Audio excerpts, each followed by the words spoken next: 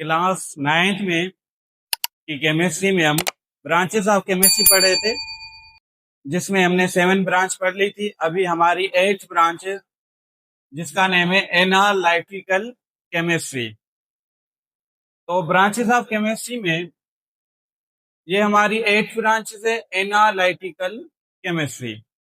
तो इस केमिस्ट्री की ब्रांच में हम एनालिसिस करते हैं।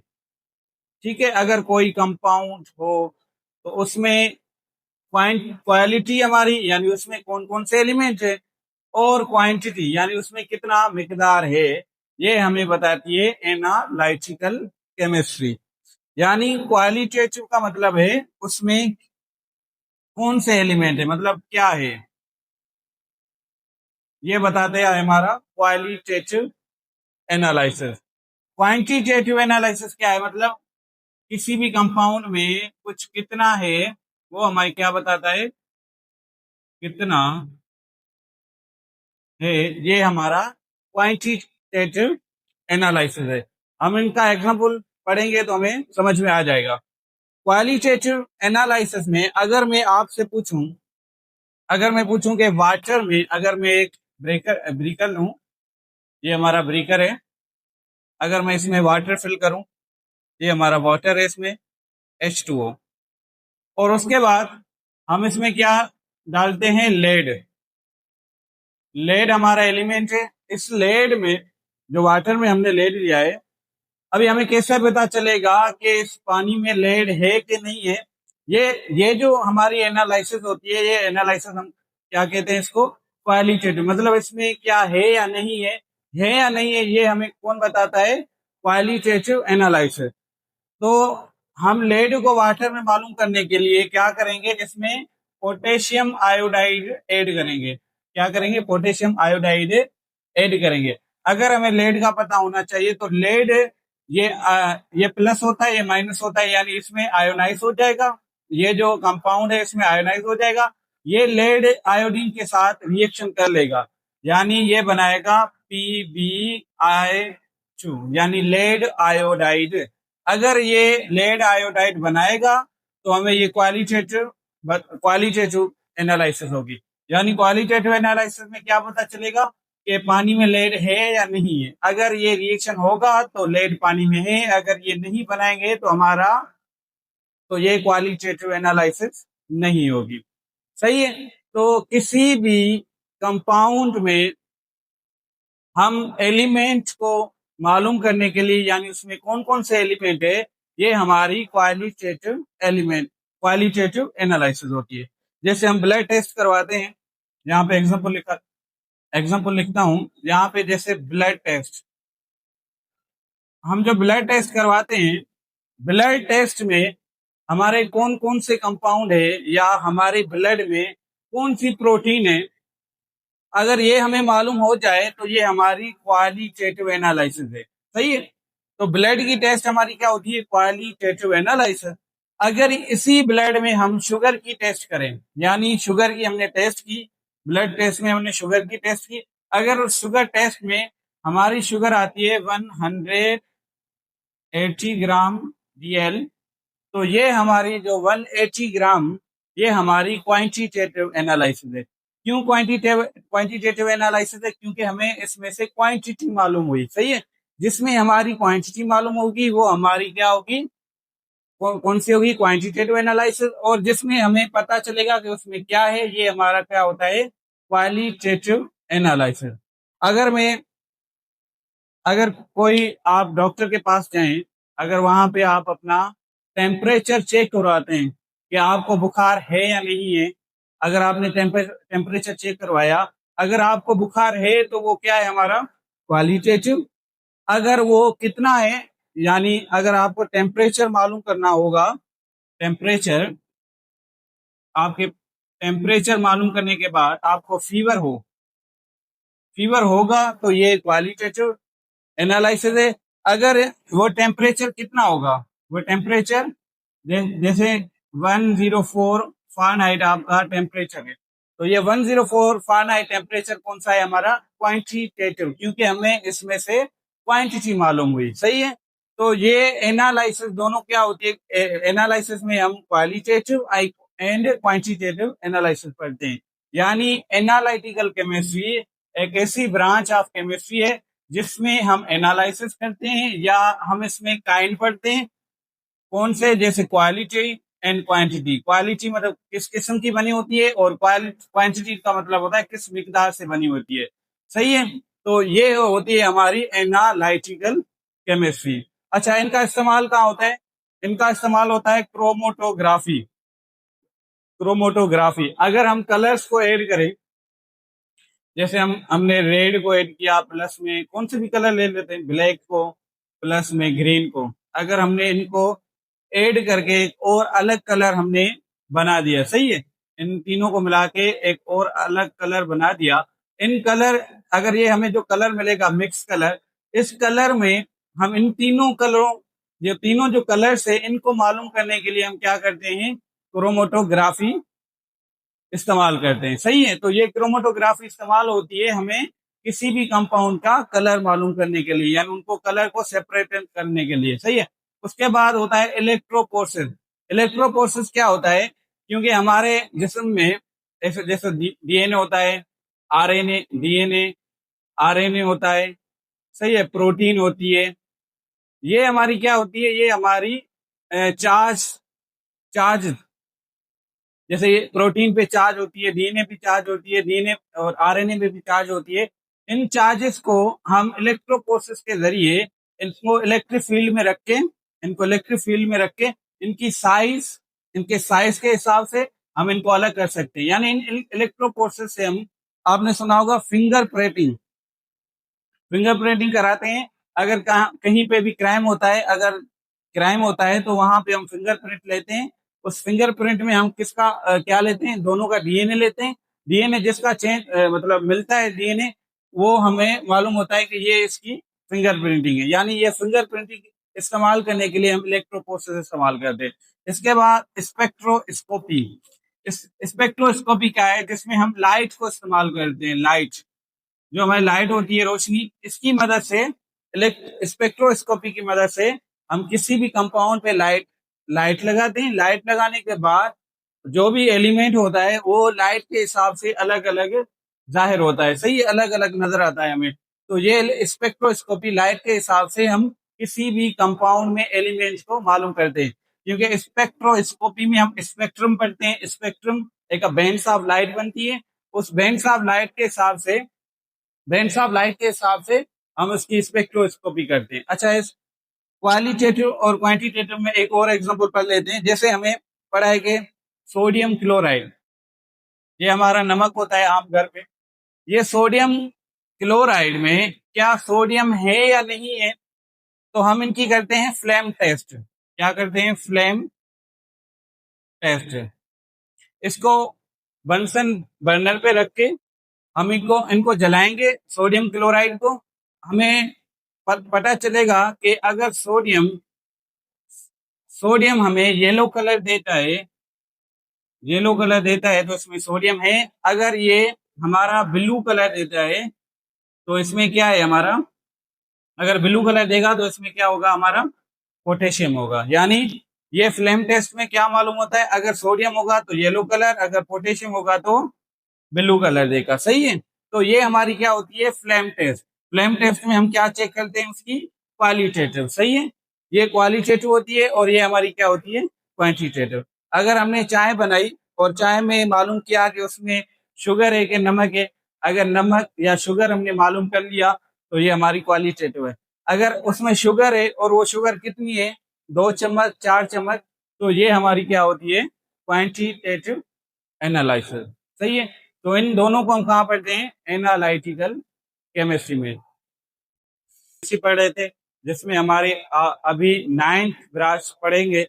9th ब्रांच का नेम है हमारा मेडिसिन केमिस्ट्री। तो मेडिसिन केमिस्ट्री में हम क्या पढ़ते हैं? दो दो चीजें पढ़ते हैं। एक तो हम मेडिसिन और एक हम ड्रग्स पढ़ते हैं। ज्यादातर जो स्टूडेंट होते हैं या कोई भी समझता है कि मेडिसिन और ड्रग एक ही बात है, बट मेडिसिन अलग है और ड्रग्स अलग होती है। ये मेडिसिन केमिस्ट्री एक वेरी इंपॉर्टेंट हमारी ब्रांच होती है केमिस्ट्री की, जिसमें हम मेडिसिन के बारे में पढ़ते हैं कि मेडिसिन बनती कैसी है और मेडिसिन का हमारे बॉडी पर क्या असर होता है, इसको हम पढ़ते हैं मेडिसिन केमिस्ट्री में। जो मेडिसिन की स्टडी करते हैं उनकी एक ब्रांच होती है जिनको हम फार्माकोलॉजी भी कह सकते हैं। फार्माकोलॉजी यानी फार्माकोलॉजी में हम क्या पढ़ते हैं, मेडिसिन के बारे में पढ़ते हैं। यानी फार्माकोलॉजी में क्या पढ़ते हैं हम, मेडिसिन के बारे में कि मेडिसिन बनती कैसी है। जो फार्माकोलॉजी पढ़ते हैं उनको हम फार्माकोलॉजिस्ट कहते हैं या फार्माकिस्ट भी कहते हैं। फार्माकोलॉजिस्ट ये होते हैं फार्माकोलॉजिस्ट। सही है, जो मेडिसिन की स्टडी करते हैं उनको क्या कहते हैं, फार्माकोलॉजिस्ट। तो पहले देखेंगे मेडिसिन क्या है और ड्रग्स क्या है। मेडिसिन इस्तेमाल होती है हमारे इलाज के लिए। अगर कोई आपको फीवर है या आपको कफ है तो आपको, अगर आपने उसमें मेडिसिन आपको डॉक्टर देता है, सही है, वो मेडिसिन हमारे बॉडी के में जो बीमारी होती है उनको ट्रीटमेंट करती है। और ड्रग्स क्या होती है, ड्रग्स जो होती है वो हमारे बिहेवियर को चेंज करती है। यानी हमारा जो बिहेवियर होता है वो चेंज होता है। ऑल जो भी मेडिसिन होती है वो ड्रग्स भी होती है, but drugs is not a medicine. जो मेडिसिन होती है वो ड्रग्स हो सकती है, बट ड्रग्स हम कभी भी मेडिसिन नहीं हो सकती, क्योंकि ड्रग्स हमेशा या तो हमें बुरा असर देता है या तो उनका अच्छा या बुरा असर होता है। ज्यादातर ड्रग्स का क्या असर होता है, बुरा होता है। यानी मेडिसिन हम खाते हैं किसी भी इलाज को करने के लिए। अगर हमको बुखार होता है तो हम क्या, पेनाडोल खाते हैं, यानी this is a pain killer. ये क्या है, हमारी पेन किलर। पेन किलर की हम मेडिसिन खाते हैं। अगर आपको फीवर होता है तो आपको ये ग्रुप ग्रुप एक ही होता है, पैरासिटामोल यानी पैरासिटामोल में हमारा कौन सी मेडिसिन होती है, पेनाडोल। ये पेनाडोल किसके लिए इस्तेमाल होती है, आपको जब फीवर होता है तो आप ये पेन किलर खाते हैं। तो दिस इज अ मेडिसिन। ये मेडिसिन होती है, ये हमारे फीवर को कम करती है। तो ये मेडिसिन है, सही है। और अगर आपको एंटीबायोटिक एंटीबायोटिक तब देते हैं जब आपको इन्फेक्शन होती है। अगर आपके जिस्म में बैक्टीरिया अगर वो ग्रोथ हो जाए, उनकी तादाद हद से ज्यादा हो जाती है तो आपके जिस्म में इन्फेक्शन हो सकती है। तो वो इन्फेक्शन को कम करने के लिए आपको डॉक्टर को क्या देता है, एमोक्सिलिन। एमोक्सिलिन क्या होती है, ये एक एंटीबायोटिक मेडिसिन होती है जिसका काम है हमारी इन्फेक्शन को खत्म करना। और शुगर की बीमारी शुगर की बीमारी में क्या होता है, हमारे जिस्म में ग्लूकोज का तादाद बढ़ जाता है। यानी ये हमारा ग्लूकोज है, ग्लूकोज क्या होता है, ब्लड में ज्यादा हो जाता है। तो इसको कम करने के लिए डॉक्टर हमें मेडिसिन देता है, ग्लूकोफेज। अगर आपने मेडिसिन नहीं खाते हैं तो उनके लिए एक और इंजेक्शन होती है। उन इंजेक्शन का नाम है इंसुलिन। यानी इंसुलिन किस मरीज को देते हैं, जिसको शुगर की बीमारी हो, यानी शुगर में हमारा ग्लूकोज का तादाद हद से ज्यादा बढ़ जाता है। इंसुलिन कहाँ से आता है, हमारे ग्लैंड होता है पेनक्रियास। पेनक्रियास एक ग्लैंड होता है जहां से ये इंसुलिन रिलीज होती है और हमें शुगर की बीमारी से बचाती है, सही है। तो ये पेन किलर, एंटीबायोटिक, शुगर, ये हमारी क्या होती है, मेडिसिन होती है, सही है। अगर आपको कफ हो गई, खांसी हो गई, तो आप क्या करते हैं, आप सिरप सिरप पीते हैं। अगर आपने सिरप सिरप कम पिया तो आपकी खांसी जो है वो कम हो सकती है। अगर आपने ज्यादा पी ली, सही है, तो ये आपकी ड्रग्स बन जाएगी। क्यों ड्रग्स बन जाएगी, क्योंकि आपका वो बिहेवियर चेंज कर देगी। क्योंकि हमारी जो भी कफ सिरप होती है उसमें क्या होता है, अल्कोहल अल्कोहल होता है ना। अल्कोहल को क्या बोलते हैं, शराब। ये शराब हमारे जिस्म के बिहेवियर को चेंज कर लेता है। यानी ये हमारी मेडिसिन नहीं है, ये हमारा क्या है, ड्रग्स है। और ड्रग्स में कैफीन, जो हम चाय पीते हैं, चाय टी जिसको बोलते हैं, इसमें क्या होती है, हमारी कैफीन होती है। और ये कैफीन क्या करती है, हमारी हमें जो नींद आती है, ये नींद को खत्म करने के लिए क्या होती है, इस्तेमाल कैफीन। हम चाय पीते हैं तो हमारी नींद उड़ जाती है, सही है। तो ये होती है हमारी कैफीन। उसके बाद निकोटीन। निकोटीन एक ड्रग्स है। ये कहाँ पे मिलती है हमें, सिगरेट में। ये कहाँ होती है, हमारे सिगरेट में होती है। सिगरेट में हमारी क्या होती है, निकोटीन होती है, और निकोटीन क्या है, हमारी ड्रग्स है जो हमारे जिस्म को नुकसान दे सकती है। यानी ड्रग्स हमें हमारे जिस्म को नुकसान दे सकती है, मेडिसिन हमारे किसी भी यानी किसी भी बीमारी के लिए ट्रीटमेंट होता है। अगर हम हद से ज्यादा मेडिसिन खाएंगे तो इनके भी इफेक्ट्स होते हैं। सही है, ये होता है मेडिसिन, ये होती है ड्रग्स। यानी इन दोनों को स्टडी कहाँ करते हैं, मेडिसिन केमिस्ट्री में। सही है, ये हमारे जिस्म में कैसे वर्क करती है और ड्रग्स हमारे जिस्म में कैसे वर्क करती है, इनकी इनका जो एक्शन भी होता है, ये हम कहाँ पढ़ते हैं, मेडिसिन केमिस्ट्री में। सही है, तो ये होती है मेडिसिन और ड्रग्स। यानी medicine, all medicine can be drugs, but drugs are not medicine. This is the medicine chemistry. Chemistry में हमारी लास्ट ब्रांच है ग्रीन केमिस्ट्री। ये हमारी 10th ब्रांच है ग्रीन केमिस्ट्री। इससे पहले हमने एनवायरमेंटल केमिस्ट्री पढ़ा था। एनवायरमेंटल केमिस्ट्री में हमने एक अल्फाज सुना था जिसका पॉल्यूशन पॉल्यूशन था। अगर पॉल्यूशन एक हमारी एक बड़ा प्रॉब्लम है हमारी धरती पे, क्योंकि पॉल्यूशन को हमें कम करना है। इनको कम करने के लिए हमने ग्रीन केमिस्ट्री बनाई है। यानी इसका फाउंडर था पॉल एनास्टस। यानी इसने कहा कि हम ऐसे कंपाउंड लाए जो हमारा पॉल्यूशन ना फैलाए। यानी अगर पहले हम बनाते हैं कुछ, यानी अगर फैक्ट्री में कुछ बनता है तो उसमें बाय प्रोडक्ट यानी वेस्ट बनता है।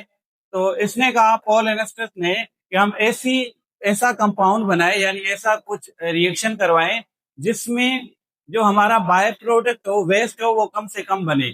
सही है, जैसे यानी वो लेस हजारियस हो। क्या हो, लेस हजारियस का मतलब है कि वो कम खतरनाक हो। सही है, जैसे हम CFC सुना होगा, CFC, क्लोरोफ्लोरोकार्बन। इसका नेम क्या है, क्लोरोफ्लोरोकार्बन। अब ये एक गैस है, ये हमारी रेफ्रिजरेटर में इस्तेमाल होती है। CFC यानी इसमें हमारी क्लोरीन गैस है। ये क्लोरीन गैस हमारे एनवायरमेंट के लिए बड़ी खतरनाक है। क्यों? क्योंकि हमें पता है हमारी धरती के अराउंड हमारे क्या है, ओजोन लेयर। ओजोन लेयर ये होती है हमारी ओजोन लेयर। तो ये ओजोन लेयर को CFC क्या करती है, यहाँ पे आके डिफ्लेक्शन करती है। यानी ये CFC जाके, क्योंकि ओजोन लेयर जो है वो ऑक्सीजन से बनी होती है, O3। यानी ये CFC इस ओजोन लेयर को डिफ्लेक्शन करती है। इसलिए हम ऐसी गैस इस्तेमाल करें जो हमारे एनवायरमेंट के लिए लेस हजारियस हो। तो ग्रीन केमिस्ट्री कहती है कि आप CFC को हटा के एक ऐसी गैस इस्तेमाल करें जिसमें हमारे माहौल को असरअंदाज ना करे। इसलिए हम क्या कहते हैं, इनको क्या कहते हैं, ग्रीन केमिस्ट्री। यानी ग्रीन केमिस्ट्री में हम लेस हजारियस कोई भी सब्सटेंस इस्तेमाल करते हैं। और इसके अलावा हम पेस्टिसाइड पेस्टिसाइड जिसमें हम इंसेक्ट को किल करते हैं, इसमें क्या होती है, हमारी DDT। ठीक है, डाइक्लोरो डाइफिनाइल इसके नेम से। यानी इसमें भी हमारी क्या होती है, क्लोरीन होती है। ये क्लोरीन हमारे लिए यानी इसी ओजोन लेयर के लिए खतरनाक होती है। या पेस्टिसाइड हमारी जो मिट्टी होती है उसमें मिल जाती है, यानी मिट्टी में जो हमारे फायदेमंद जो कीड़े होते हैं, वर्म्स होते हैं, उनको मार देते हैं। इसलिए ग्रीन केमिस्ट्री क्या कहती है, इस DDT को हटा के हम ऐसा सब्सटेंस इस्तेमाल करें जो हमारे माहौल के लिए लेस हजारियस हो। यानी ऐसे समझो, उसमें जैसे A+B बनती है, A+B से हमारी C और प्लस में D बनती है। ये जो D है ये हमारी एक्स्ट्रा है। क्या है, हमारी एक्स्ट्रा, यानी ये हमारा बाय प्रोडक्ट है, वैक्स है। तो ग्रीन केमिस्ट्री क्या कहती है कि हम A+B को ऐसी चीज बनाए जो C बने, D हमारी ना बने। सही है, D ना बने, यानी A+B बना के हम क्या करें, C बनाए। यानी D यानी जो वेस्ट प्रोडक्ट है वो हमें ना बने। इसी को हम क्या कहते हैं, ग्रीन केमिस्ट्री, जिसमें लेस हजारियत। यानी हम डिजाइनिंग करते हैं प्रोडक्ट, ऐसे प्रोडक्ट बनाते हैं जो कंपोजिट होते हैं हमारे लेस हजारियत। उसके बाद इसको सस्टेनेबल केमिस्ट्री भी कहते हैं। सस्टेनेबल केमिस्ट्री क्यों कहते हैं, क्योंकि हम आजकल प्लास्टिक का इस्तेमाल करते हैं। प्लास्टिक जो हमारी प्लास्टिक थैली जो होती है उसमें हमारी होती है पॉलीइथीन, इसको पॉलीइथीन भी कहते हैं। ये पॉलीइथीन प्लास्टिक है, हमारे माहौल को गंदा गंदा करती है। क्यों करती है गंदा प्लास्टिक? क्योंकि प्लास्टिक को हम अगर जलाएंगे तो वो मतलब खत्म नहीं होगी, खत्म नहीं होगी, कभी भी खत्म नहीं होगी। इसको इसलिए हम पॉलीथीन को खत्म करके एक ऐसी सब्सटेंस पैदा करें जो प्लास्टिक को हटा के एक ऐसा बायोडिग्रेडेबल इस्तेमाल करें जो हमारे अगर वो मिट्टी में मिल जाए तो वो खत्म हो जाए। तो प्लास्टिक की बजाय हम इस्तेमाल करते हैं आजकल एक हमारे कोन की बनी होती है प्लास्टिक थैली बनी होती है, उसको मकई बोलते हैं।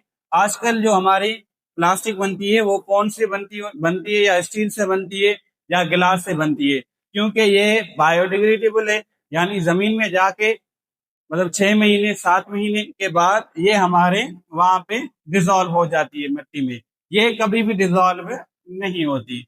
तो ग्रीन केमिस्ट्री हमें क्या कहती है कि आप ऐसे कंपाउंड यानी ऐसे डिजाइनिंग प्रोडक्ट बनाएं जो हमारे माहौल के लिए लेस हजारियस है, क्योंकि हम माहौल में रह रहे हैं, ये हमारी धरती, ये हमारा माहौल है। तो इस माहौल को अगर हम गंदा करेंगे तो ये इनका इफेक्ट हमारे ऊपर होगा, जो हमने पढ़ा था एनवायरमेंटल केमिस्ट्री में। तो ऐसी इनको हटा के हमने क्या इस्तेमाल की है, ग्रीन केमिस्ट्री। ठीक है, कर लिया 10 ब्रांचेस, जो जो भी इंपॉर्टेंट ब्रांचेस थी हमने क्लास 9 की जो केमिस्ट्री में थी, ब्रांचेस ऑफ केमिस्ट्री, उसको कंप्लीट कर लिया। ये समझो ट्रेलर है, पिक्चर तो अभी बाकी है। तो अगर आपको ये ब्रांचेस ऑफ केमिस्ट्री आपको सही लगी हो और आपको समझ में आ गई हो तो हमारे चैनल को जरूर सब्सक्राइब करें और कमेंट लाजमी देना।